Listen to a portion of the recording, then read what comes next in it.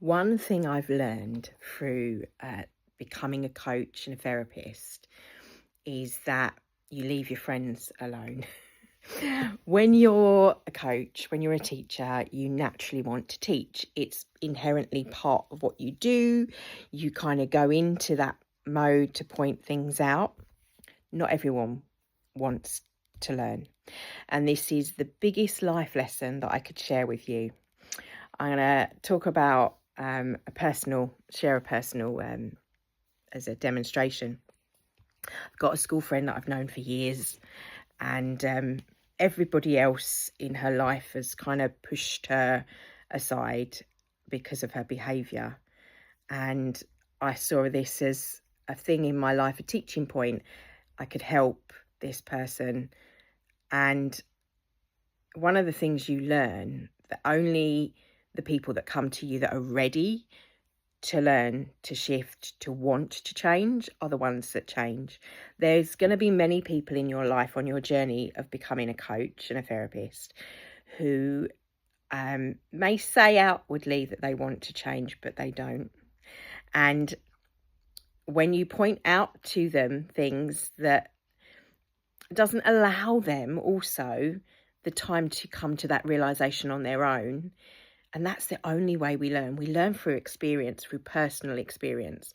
I can share personal details to give you examples that you may relate to. But when it comes down to it, it's you're the one that has to relate it to that. You're the one that's got to have that penny drop moment. And when you experience in relationships, as this month, mirrors are being shown to us of things that we may not want to look at. You may be the one holding that mirror for someone as a coach a lot of the time, and that person may not like what they see. They're coming to terms with the clarity. It takes time. So have love, have compassion, and more importantly, at the same time, also understand your own boundaries. When if we're the ones having that mirror shined at us of things that may be reflecting stuff that's uncomfortable, it's important to say, what is it that I need to learn from this? What do I need to know from this situation? Why is this happening? It's not about assigning blame, because everybody in their own minds and emotions will be feeling valid feelings about whatever that emotional field is going on around them. However, it's important not to internalize that and take that on. The one particular friend that I mentioned, I had a conversation that as a therapist would have been a 60-minute conversation, but was 3-4 hours and still didn't resolve anything, because what the person wanted from me, I couldn't give them, because in actual fact, what they want, they haven't worked out or don't really understand. They're directing all of their emotions. And I realised that I was allowing them to do that I had lowered my boundaries and was trying to, with an open heart, be a safe space for that person. However, I had to realise that meant that I was neglecting me, that I was not putting myself first, not in a selfish way, but that had a knock-on effect on the rest of my day, on my family, my friends, and other friends and family. And that actually is quite selfish to think, and egotistical to think, that we can help shift someone else's energy. So when you go to a therapist, you go with this understanding. In some people, I suppose it's like the doctor-patient relate. You go to the doctor fixes you. You go with the intention for that person to help facilitate your learning, your healing, your medicine. However, they do not do it for you. And when someone wants the other person to do something for them in that way, they're demanding, they're taking, they're kind of, people think of it as like energy vampires, sucking your energy. And I had realised that I felt so depleted. I had empathically taken on board all of that emotion of this person to try and help alchemize it naturally as a healer, wanting to do that. And as a long-time friend. But one of the things you realise on your awakening journey, on your ascension journey, is that there are some people that will not go with you. And there are some people that certainly do not want you to move and go up. And not in terms of better than, but to shift, to change, to evolve, because that reminds them that they haven't evolved. And the relationship between the healer and therapist is very different from friends. But quite often we find ourselves in this position where it may be that friends people come out of the woodworks. So we're drawing those people because we're naturally able to help that person. But if they do not want to be helped, they are stuck in this pattern. Sometimes the kindest thing that you can do is breaking the pattern that you have developed by enabling them to continue that pattern with yourself. To see them always in their highest version, shifting and changing, and seeing them in that timeline is what I choose to do for my friend. I knew I had to let go, and in actual fact, naturally, the relationship, literally, her reaction to me pointing out this, not in a negative way either, which was quite shocking, was quite violent and actually quite aggressive. And I thought, I do not deserve that. So I had to let it go. I surrendered. There's been times in the past where I have felt possibly like I was in the wrong.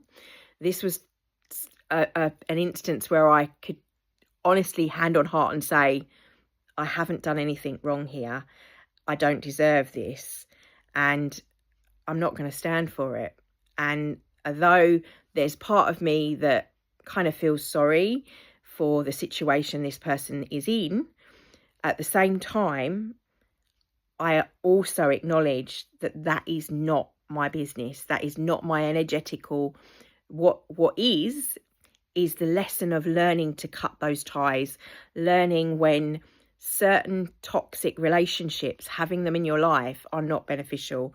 They're not growth. The growth point is to walk away, knowing when to walk away, knowing when to step in, and the difference between where you work with someone as a client and they pay you for your time, and that's established, you have certain parameters where you're working, or where someone is actually taking advantage of, possibly not even realizing they're taking. I don't think it was I don't think she was consciously taking advantage.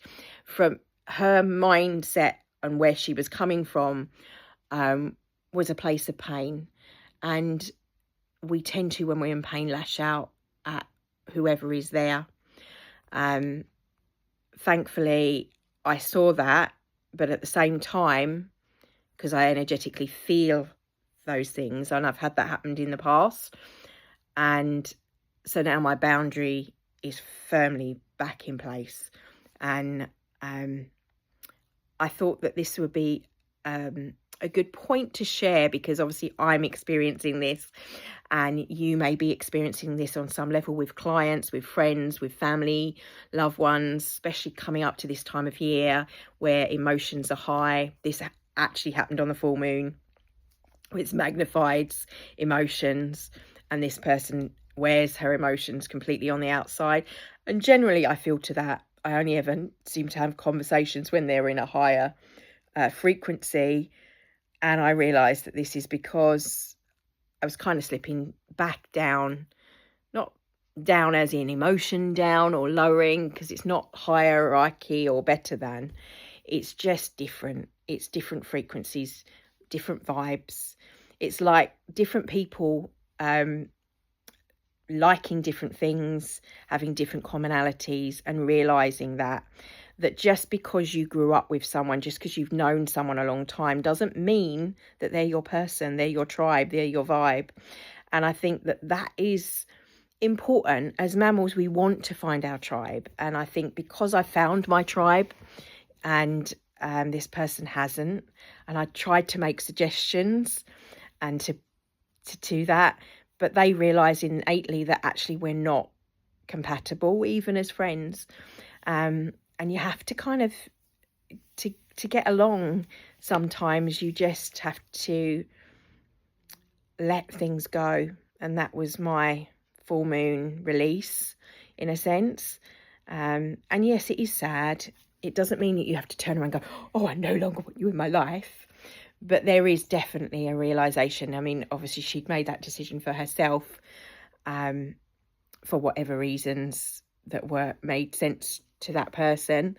And I suddenly thought, this is the universe doing me a favour, that actually I do not want this in my life. So therefore, this is giving me that out, and wishing that person well. So there is what we say, the Ho'oponopono.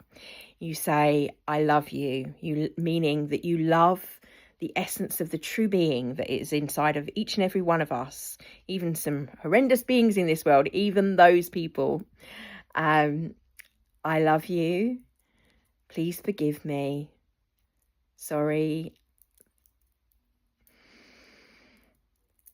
I forgive you. So there's another way of wording it. I used to say, I forgive you for not being what I wanted you to be, and I set you free. Please forgive me for not being what you wanted me to be, and release me. And it is that simple. Others may see that as harsh, but I think you all know, that those of you that view me and that are on that spiritual journey, that it isn't about spiritually bypassing our emotions. It's acknowledging those emotions, acknowledging other people's emotions. Sometimes that means that you are in your emotions, and that can be extremely grounding, because it's a reminder that we are in this physical. We're not like off airy fairy land. We're here in present, and to hold compassion in our heart, firstly for ourselves, but also for others. And that's why I say you see that person in their highest good and see them on that journey. And I learned this from Louise L. Hay. Inner child work, lots of people work with this. So you see the small little child, you visualize yourself hugging that little child and saying, and letting go, and holding that person in the heart, and hoping that that little child that's kind of reacted, that's blowed up, that's been triggered, see them happy, doing something they love doing, and maybe meeting someone that's perfect for them, and new friends, new people, where they can be happy, rather than a lot of people like wish to say, oh, that's a bad person, they've upset me, and they want bad things. Everything comes back to you. So when you think of someone at the moment, they'll know. So they'll know that you're kind of letting go. They might even feel it. You quite often get this in relationships after breakups, where there's still, you move on and then you get that phone call. It is because they feel the elastic band of attachment that's there. So sever those attachments with love, so that they feel it as a relief, rather than a ping back like an elastic band, which is what happens on an energetical level when there are attachments that way. And know that you have this kind of beautiful bubble of energy around you, and that things that are coming up and mirroring right now are for you to see the reflection of yourself, because all of those things that you blame other people for are things in ourselves that we need to see, we need to witness. There's something to learn from each experience. So ask yourself, why is this happening energetically? What is it I need to know? What clarity is it that you're trying to show me, universe? And you'll soon get some answers. You may not get them initially straight away in the same way that I sometimes do from source, but they will. be there and they will be present. Death and impermanence and beauty was one of the themes for this month. Let those deaths be new beginnings. I had a conversation about one of my paintings, and one of the people commented that I know from the school had said, oh, sunsets make them unhappy because it's the end of the day. And I was like, but it's the beginning of the night. With all death comes beginnings. It may be a new beginning for that person to be letting go, to be moving on. And for them, that might be stepping into their power, saying, well, this isn't someone that I want in my life, that doesn't support me, that doesn't see things the same way I do, that doesn't resonate with me. And that's okay. Everyone is in a better place if that is the case, because like attracts like. We need to understand, it's the law of attraction, Abraham Hicks stuff, that we resonate, we attune to situations.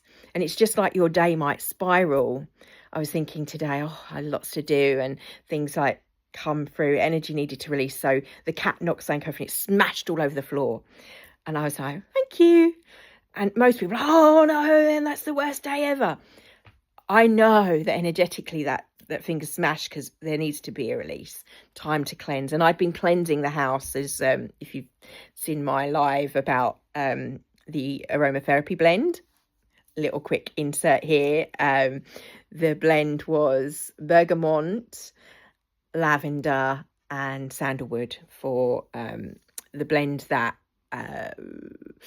Maitland, who's channeled by Jamie Butler, suggested for this month, and I'd put that one in my report as well as the ones that I had suggested, which was cherry blossom, because of the sense of I can't pronounce the Japanese word for it, but it basically means impermanence and beauty, like the life of the samurai lived in fullest in that moment and treasured. It's a celebration in the time of the cherry blossoms, but it is for a briefest of moment, just like life is for the briefest of moments, and we must treasure every moment. So there is no point wasting time and energy on things that are not going to enrich your life and shift you, evolve you. That doesn't mean that there aren't going to be things that are going to want to grow you, to push you into your what would Brendan Burchard would word as your progress, and may well be uncomfortable, but in the long run, those things that are there to show us, to guide us, to mold us, they also are us learning to discern. And that is the most important message that this video that I can give you, if anything sits well with you, is learning to discern what is right for you, and do not apologize for knowing what is right for you and what is not. Anyway, love and blessings in your day. I've been Teresa Jande from Tree Heart Art Design Authentic, or Love Authentic Me on Facebook and YouTube, pages of the same name, Teresa Jande over on Instagram. Have a beautiful day, and I hope that in some of my vlog here that I've shared, there is some wisdom to help you on your journey in life. Blessings for your day. Let me know in the comments below if it sits well with you, if there's stuff that comes up, if something has hit home and you suddenly thought, penny drop, yeah, that makes sense. Have a great day.